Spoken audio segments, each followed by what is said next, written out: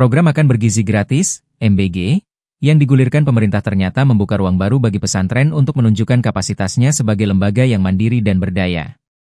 Di Jawa Tengah, lingkungan pesantren dinilai paling siap dalam pelaksanaan program ini berkat pengalaman panjang dalam mengelola kebutuhan makan ribuan santri setiap hari.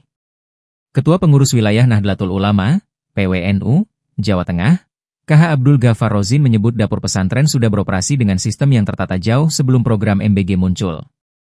Setiap hari, dapur pesantren biasa memasak 3 kali sehari, 7 hari seminggu untuk ribuan santri yang mondok di dalam lingkungan asrama.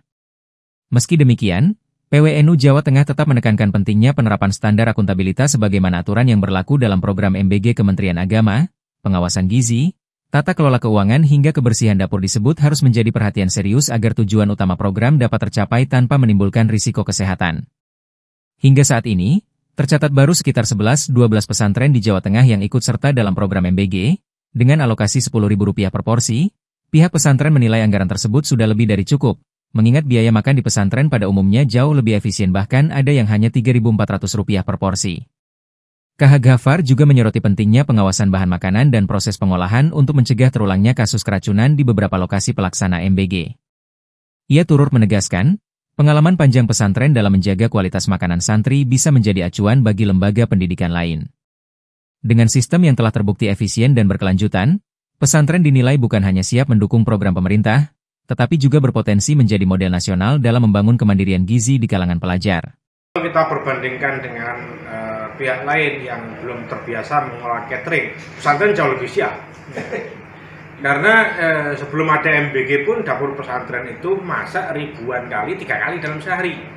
MBG itu kan cuma sehari.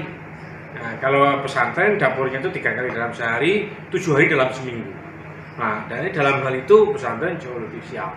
Jadi saya kira kalau kemudian pesantren itu memiliki satu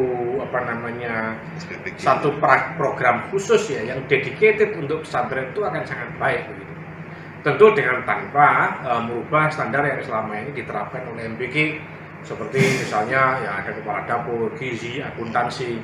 Karena ini memakai APBN ya maka akuntabilitas itu menjadi sesuatu yang sangat penting begitu. Dan selama ini kalau kami melihat MBG pesantren di Jawa Tengah ini belum banyak.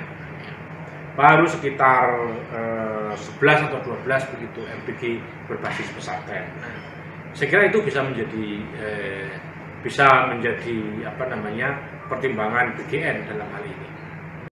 Hafifah Nur Hasanah melaporkan dari Kota Semarang, Jawa Tengah.